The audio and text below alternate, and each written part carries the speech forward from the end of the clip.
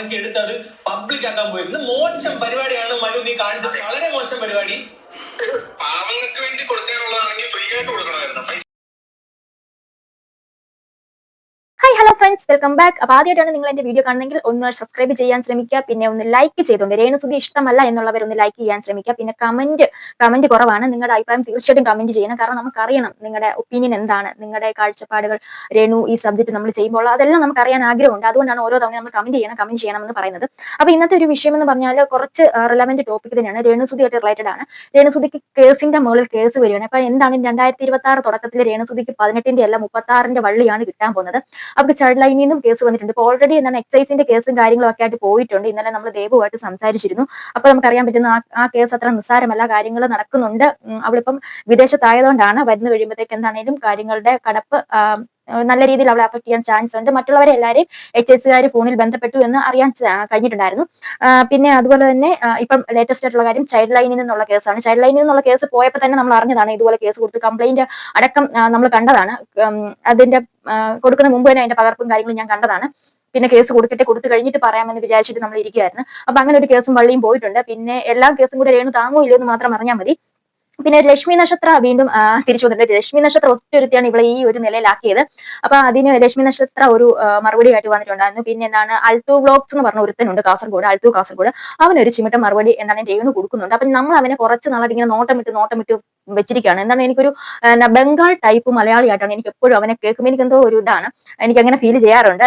ഞാൻ body shame ചെയ്ത് പറയുവല്ല കേട്ടോ. പിന്നെ അതുപോലെ തന്നെ എന്താണ് ലൈഫ് ഓഫ് അനന്തുവിന്റെ ചാനലിലൂടെ ഇന്നലെ രേണുവിനെ കുറിച്ച് ഒരു കോണ്ടന്റ് ചെയ്തിട്ടുണ്ടായിരുന്നു. അപ്പോഴത്തേക്ക് അതിനകത്ത് നമ്മുടെ കുറെ ആൾക്കാർ ഇതിനകത്ത് വീഡിയോ കോൾ വിളിച്ചുകൊണ്ട് തന്നെ അതിനകത്ത് കുറെ കാര്യങ്ങൾ പറയുന്നുണ്ടായിരുന്നു. അപ്പൊ രേണുവിനെ പോലെ മറ്റ് ക്രിയേറ്റേഴ്സ് ഉണ്ട്, അപ്പൊ അവരെ പരാമർശിക്കുന്ന കണ്ടിട്ടുണ്ടായിരുന്നു. അപ്പോൾ അതിനെല്ലാം കൂടെ കൂട്ടി അവിടെ സബ്സ്ക്രിപ്ഷൻ രേണു മാത്രമാണ് ഇങ്ങനത്തെ സബ്സ്ക്രിപ്ഷൻ ചെയ്യുന്നത്, വേറെ ആരും ഇല്ലേ എന്നൊക്കെ ചോദിച്ചുകൊണ്ട് വന്നത്. അപ്പൊ അതിനെല്ലാം കൂടെ ഒരു മറുപടി ആയിട്ടാണ് നമ്മൾ ഇന്ന് വീഡിയോ ചെയ്യുന്നത്. സോ വീഡിയോ എല്ലാവരും മുഴുവനായിട്ട് കാണാൻ ശ്രമിക്കുക. അപ്പൊ നമുക്ക് 1 by 1 ആയിട്ട് കാര്യത്തിലോട്ട് വരാം. ആദ്യമായിട്ട് രേണുവിനെതിരായിട്ട് ഒരു ഡോക്ടർ വന്ന് പറയുന്നുണ്ടായിരുന്നു, അതൊന്ന് കണ്ടു നോക്കാം.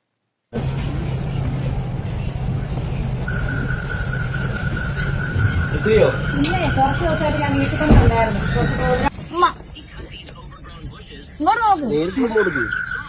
പെട്ടെന്ന് പറഞ്ഞേ, അല്ല പെട്ടെന്ന് പറഞ്ഞ അമ്മ കൊണ്ടുവരാൻ. അപ്പം ഈ ഒരു വീഡിയോക്കകത്ത് മാത്രമല്ല, രേണു എന്ന് പറഞ്ഞൊരു വ്യക്തി എന്താണ് ക്യാമറ കാണുമ്പോഴത്തേക്ക് മക്കളെ ഓടി വന്ന് സ്നേഹിക്കുന്ന ഒരു വ്യക്തിയാണ്, നമുക്കറിയാം, നമ്മൾ പല തവണ കണ്ടിട്ടുണ്ട്.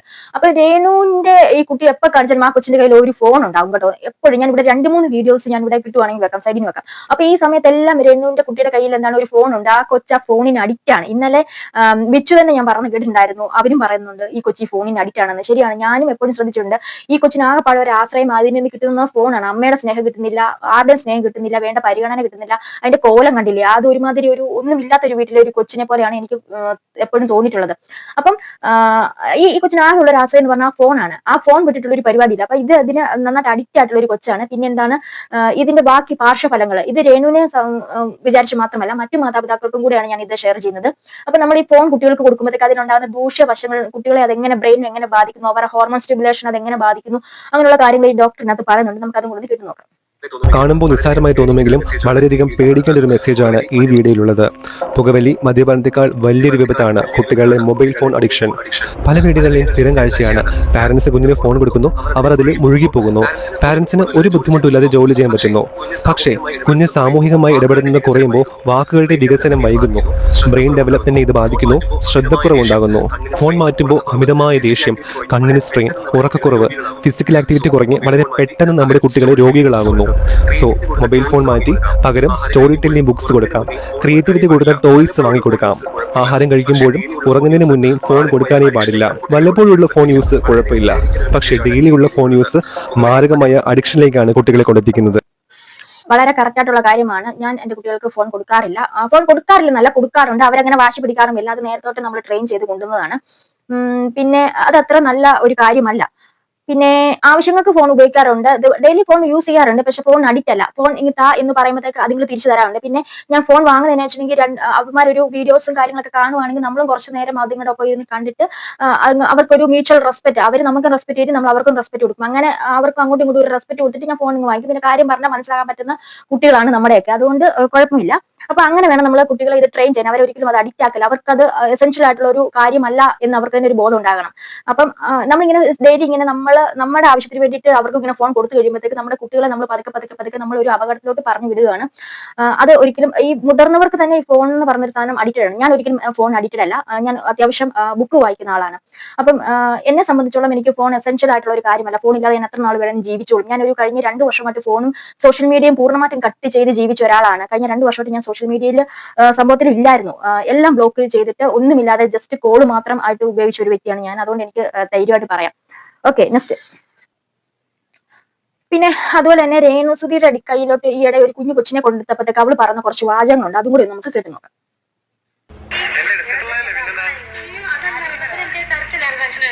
ഇതില് രേണുസുധി എന്ന് പറഞ്ഞ ഒരു വ്യക്തി പറഞ്ഞത് എനിക്ക് കുഞ്ഞുങ്ങളെ എടുക്കാൻ അറിയില്ല, എന്റെ കയ്യിൽ ആരും കുഞ്ഞുങ്ങളെ തരില്ല എന്നാണ്. അതെന്താ രേണുസുധി, നീ പ്രസവിച്ചതല്ലേ ഋതപ്പനെ?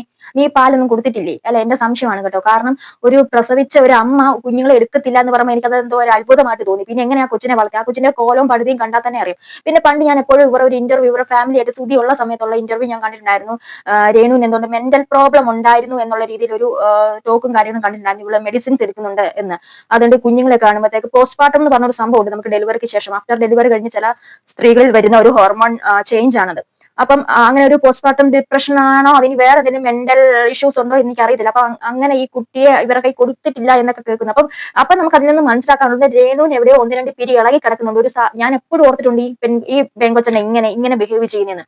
അപ്പം എനിക്കും തോന്നിയിട്ടുണ്ട്. ഞാൻ പല തവണ ഇങ്ങനെ വീഡിയോസിലൂടെ പറഞ്ഞിട്ടുണ്ട് ഇനി ഇവർക്ക് എന്തെങ്കിലും മാനസികാരോഗ്യ പ്രശ്നങ്ങൾ വലിയ ഉണ്ടോ എന്നൊക്കെ. അപ്പൊ ഏകദേശം അത് ശരിയാണെന്ന് തോന്നുന്നു. കാരണം ആരും പറഞ്ഞാലും നിൽക്കുന്ന ഒരു ടൈപ്പ് അല്ല രേണു. അപ്പം അങ്ങനെ നമുക്ക് ചിന്തിക്കാം. പിന്നെ എന്തായാലും ചൈൽഡ് ലൈനോട്ട് കേസും കാര്യങ്ങളൊക്കെ പോയിട്ടുണ്ട്. അടുത്തത് അടിപൊളി, കൊള്ളാലോ. പച്ച, മഞ്ഞ, നീല, വെള്ള, കറുപ്പ് എല്ലാ കളറും ഉണ്ടല്ലോ. എല്ലാ കളറും ഉണ്ട് ബിഗ്.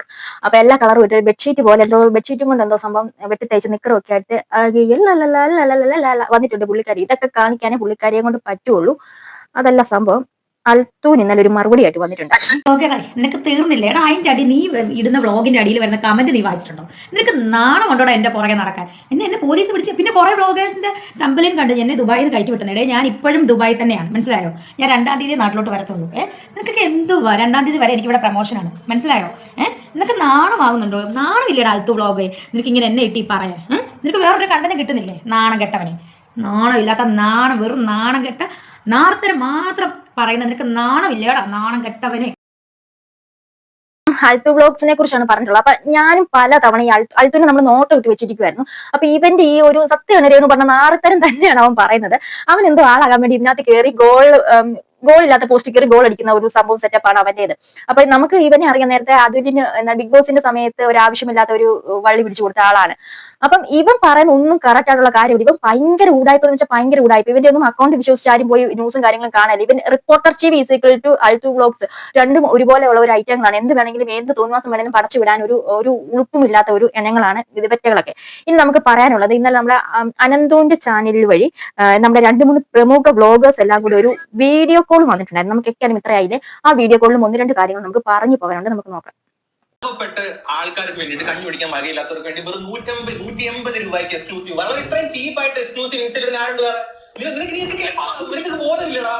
പാവപ്പെട്ട കഷ്ടപ്പെട്ട് പാവങ്ങൾക്ക് വേണ്ടി എക്സ്ക്ലൂസീവ് സാധനം തുടങ്ങി അവനൊക്കെ എടുത്തത് പബ്ലിക് ആക്കാൻ പോയിരുന്നു. മോശം പരിപാടിയാണ് മനു നീ കാണിച്ചത്. വളരെ മോശം പരിപാടി. പാവങ്ങൾക്ക് വേണ്ടി കൊടുക്കാനുള്ളതാണെങ്കിൽ ഫ്രീ ആയിട്ട് കൊടുക്കണമായിരുന്നു. പൈസ മേടിച്ചല്ല കൊടുക്കുന്നത്. ഒന്നാമത്തെ സാധനം. രണ്ടാമത്തെ സാധനം, അവർക്ക് എല്ലാവരും റേഷൻ കടയിൽ പോയി സാധനം മേടിക്കുന്നുണ്ടോ? സാധനം മേടിക്കാൻ കഴിയില്ലാത്ത ആൾക്കാർ വീട്ടിൽ ഇരുന്ന് കണ്ടോട്ടെ എന്ന് വിചാരിച്ചിട്ടല്ലേ അവർ കൊടുക്കുന്നത്? അന്നാ പിന്നെ അവർ ആദ്യം തുടങ്ങി 49 രൂപ തന്നെ നിർത്തുന്നത്. എന്തെങ്കിലും കൂട്ടിക്കൂട്ടി വന്നു. നാളുകളിൽ ഇത് ഒരു 3000 രൂപയിലേക്ക് വരെ കയറി പോകും. ഒരുപാട് ആക്കി കഴിഞ്ഞാൽ വയ്യാത്ത അടക്കുന്ന അപ്പാപ്പന്മാരൊക്കെ എനിക്ക് ഓടേണ്ടി പറ്റുവാണ്ട് എനിക്കൊന്നും മനസ്സിലാക്കാത്തത്. ഇതിനകത്ത് ഒരുപാട് പ്രശ്നങ്ങളുണ്ട്. നീ അത് കണ്ടിട്ട് ആരാണ് വഴിതെറ്റുന്നത്? കണ്ടിട്ട് അത് പറ. അത് കണ്ട് വഴിതെറ്റുന്നതെന്ന് പറഞ്ഞാൽ ഇന്ന് ഒരുപാട് ആൾക്കാർ ജോലി പണിയെടുക്കാതെ ദേഹം ഉയർത്താതെ എന്ത് വരുമാനം ഉണ്ടാക്കാൻ പറ്റുമെന്ന് നോക്കി നടക്കുന്ന ആൾക്കാരാണ്. നാളെ ഇത് കാണുന്ന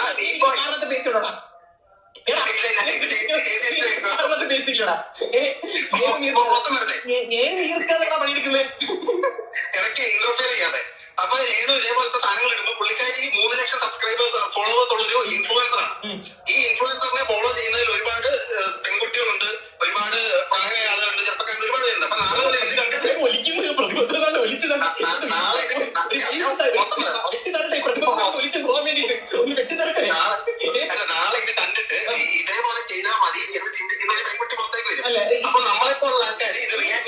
കുട്ടിയാണ്, ഏത് പെൺകുട്ടിയാണ് പുറത്തേക്ക് വന്നത്? അന്നേരം ഇല്ല റിവ്യൂ പറയുന്നതും പറഞ്ഞിട്ട് ക്ലീവേജും കാണിച്ച് വളർത്തുന്ന ഒരുത്തിയുണ്ടല്ലോ, സാറേ എന്ന് പറഞ്ഞിട്ട് അവളെ പറ്റി നിൽക്കുന്ന പറയില്ലേ, അവരെ പറ്റി ഒന്നും പറയില്ലേ? ഇവിടെ വെറും 150 രൂപയ്ക്ക് പാവത്തുങ്ങൾക്ക്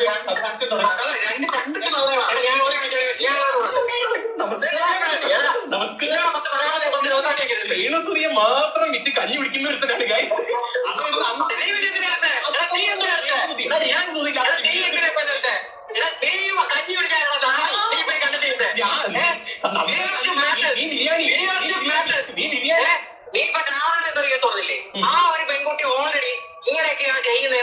അപ്പൊ നമ്മുടെ മാസ്റ്റർ മൈൻഡ് മനുഷ്യേട്ടനാണ് ഈ സംഭവം ചെയ്തത്. അപ്പൊ മനുഷ്യേട്ടനെ ഒന്ന് കളിയാക്കി പറഞ്ഞതാണ് എന്താണ് അനന്തു. പക്ഷെ നമുക്ക് എല്ലാവർക്കും അറിയാം രേണു കാണിക്കുന്ന അത്ര ഫെയർ ആയിട്ടുള്ള കാര്യമല്ല, എല്ലാം അപരാധമാണ് കാണിക്കുന്നത്. ഓഫ് കോഴ്സ് നമുക്കറിയാം.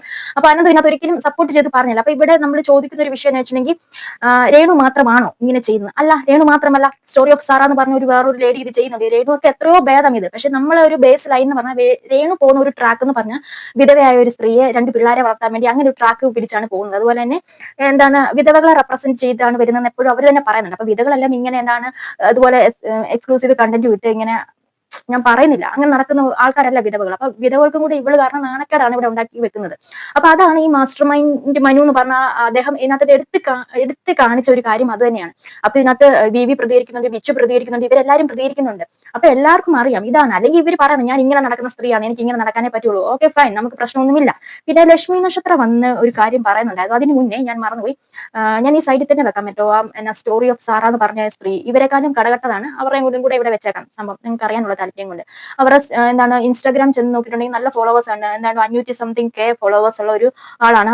അവരെന്ന് പറഞ്ഞാൽ അഴിഞ്ഞാടി നടക്കുകയാണ്. നല്ല എഡ്യൂക്കേറ്റഡ് ആയിട്ടുള്ള ഒരു വ്യക്തിയും കൂടിയാണ് അവര്. അപ്പൊ ഇതൊക്കെയാണ് സംഭവം. പിന്നെ ഈ രേണുവിനെ ഇൻഫ്ലുവൻസ് ചെയ്തിട്ട് ഇനി കുറെ കുട്ടികൾ ഇങ്ങനെ വരാൻ ചാൻസ് ഉണ്ട്. പോക്കറ്റ് മണിക്ക് വേണ്ടിയിട്ടല്ലേ ഇത്രയൊക്കെ കാണിച്ചാൽ മതിയല്ലോ, ഇച്ചിരി ക്ലീവേജും കാണിച്ച് ഇച്ചിരി സംഭവം സെറ്റപ്പും കാണിച്ചാൽ മതി. നമ്മളെ ഫുള്ളും കാണിക്കുന്നില്ലല്ലോ. അപ്പൊ അങ്ങനെ ഒരു പൈസ കിട്ടുമ്പോഴത്തേക്ക് അത് കൊള്ളാലോ സംഗതി എന്ന് പറഞ്ഞാൽ കുറെ കുട്ടികളും അങ്ങനെയൊക്കെ പോകും. നമ്മുടെ ഭാവി തലമുറ പോകും. പിന്നെ ഞരമ്പ് രോഗികളുണ്ട്. ഇതെങ്കിലും കണ്ട് ഫ്രസ്ട്രേഷൻ മാറ്റുന്ന കുറേയധികം ഞരമ്പ് രോഗികളുണ്ട്. അപ്പൊ അങ്ങനെയൊക്കെ ഉള്ളവരുടെ കാര്യങ്ങളൊക്കെ കൂടും. പിന്നെ അതൊക്കെയാണ് ഇതിന്റെ ഒരു ബേസ് സിസ്റ്റം എന്ന് പറഞ്ഞാല്. ഓക്കെ ഫൈൻ, നമുക്കിനി ബാക്ക് ടു എന്താണ് ലക്ഷ്മി നക്ഷത്രത്തിലോട്ട് വരും. അപ്പൊ ലക്ഷ്മി നക്ഷത്ര കുറച്ച് കാര്യങ്ങൾ പറയുന്നുണ്ട്. രേണുവിനെ സംബന്ധിച്ചിടത്തോളം പെട്ടെന്നൊരു സുപ്രഭാതത്തിൽ രേണുവിന് ഒരുപാട് എക്സ്പോഷേഴ്സ് കിട്ടി. രേണുവിന് ഇഷ്ടമുള്ള രീതിയിൽ രേണു അത് യൂട്ടിലൈസ് ചെയ്തു, അങ്ങനെയൊക്കെയാണ്. പക്ഷേ എനിക്ക് മനസ്സിലാവുന്ന ഒരു കാര്യമാണ്, രേണുവിന്റെ ഒരു പ്ലാറ്റ്ഫോം എന്ന് പറയുന്നത് രേണുവിന്റെ സർക്കിളിലുള്ള ഒരു എന്താ പറയാ പെർഫോമൻസും കാര്യങ്ങളാണ്. അപ്പൊ ഇത്രയും ക്യാമറയൊക്കെ കണ്ടപ്പോൾ അത് മാത്രമല്ല, രേണു പറയുന്നുണ്ടായിരുന്നല്ലോ രേണുവിനൊരു ട്രോമ വന്നു. ലക്ഷ്മി നക്ഷത്ര പറഞ്ഞാണ് രേണുവിന് ട്രോമ നമുക്ക് ട്രോമയും ഡ്രാമയൊന്നും വന്നിട്ടില്ല. അവളെ ഡ്രാമയാണ് ശരിക്കും കളിക്കുന്നത്. ശരിക്കും അവളെ ഡ്രാമ ക്യൂൺ ആണ് എന്നാണ് എനിക്ക് പേഴ്സണലി മനസ്സിലായത്. അപ്പം സുധിച്ചേട്ടൻ മരിച്ചതിൽ എവിടെ ട്രോമ, എന്ത് ട്രോമ, സുധിച്ചേട്ടൻ മരിച്ചത് എന്തുകൂടെ നന്നായി എന്ന് പറഞ്ഞ് നടക്കുന്ന ഒരു പുള്ളിക്കാരിയാണ് ഇത്. കാരണം അങ്ങനെയുള്ള സമയത്ത് ഇവളെ വീട്ടിൽ ചടച്ചുകൂട്ടി പിടിച്ചിരുത്തിയേക്കുമായിരുന്നു. അവളെ ഒന്നും ഇറങ്ങാൻ അനുവദിച്ചിട്ടില്ല. അഥവാ ഇവളെ അന്നേ സമയത്ത് ഇതുപോലെ അഴിച്ചു വിട്ടിരുന്നെങ്കിൽ അങ്ങേരെ ഈ ആക്സിഡന്റ് വന്ന് മരിക്കുന്ന മുമ്പ് അങ്ങനെ അത് ആത്മഹത്യ ചെയ്യുമായിരുന്നു, ഉറപ്പായിരുന്നു, വിഷമടിക്കുമായിരുന്നു. കാരണം അതുപോലെ കയ്യിലിരിപ്പാട് രേണു എന്ന് പറഞ്ഞ സ്ത്രീയുടെ കയ്യിലുള്ളത്. അവൾ അടങ്ങി ഒതുങ്ങിയിരിക്കുന്ന ടൈപ്പ് ഒന്നുമല്ല. അവർക്ക് ഇങ്ങനെ അഴിഞ്ഞാടി നടക്കണം എന്നുള്ള എന്തോ ഒരു യാന്ത്രികമായിട്ടുള്ള ലോകത്ത് ജീവിക്കുന്ന ഒരു വ്യക്തിയാണ് രേണുസുതി. റിയാലിറ്റി ഒന്നും അവർക്ക് അറിയുന്നില്ല. അവള് ഇതൊക്കെ മനസ്സിലാക്കി വരുമ്പോഴത്തേക്ക് ഒരുപാട് കാലം കഴിയും, മക്കള് പോകും, അതൊക്കെ എന്തൊക്കെയോ സംതിങ് എന്തൊക്കെയോ അവർക്ക് ഇനി വരാൻ കിടക്കുന്നതേ ഉള്ളൂ. അപ്പം ലക്ഷ്മി നക്ഷത്ര പറഞ്ഞതിലൂടെ ഞാൻ വീണ്ടും യോജിക്കുക തന്നെ വേണം, യോജിക്കുന്നു. അപ്പം ഇതൊക്കെയാണ് കാര്യങ്ങൾ. പിന്നെ എന്തൊക്കെയോ പറയാൻ ഉദ്ദേശിച്ചായിരുന്നു, എന്താണത്? എന്നാണെങ്കിലും വീഡിയോ കുറച്ച് ലെന്തി ആയിട്ട് പോകുന്നുണ്ടായിരുന്നു. അപ്പം ഇന്ന് ഇതൊക്കെ തന്നെ മതി. അപ്പം നമുക്ക് വൈൻഡ് അപ്പ് ചെയ്യാം. അപ്പൊ എന്റെ വീഡിയോ ഇഷ്ടപ്പെടുകയാണെങ്കിൽ ലൈക്ക്, ഷെയർ, കമന്റ്, സബ്സ്ക്രൈബ് എല്ലാം ചെയ്യാം. അപ്പോൾ വീണ്ടും ഒരു വീഡിയോ കാണുമ്പോൾ ബൈ.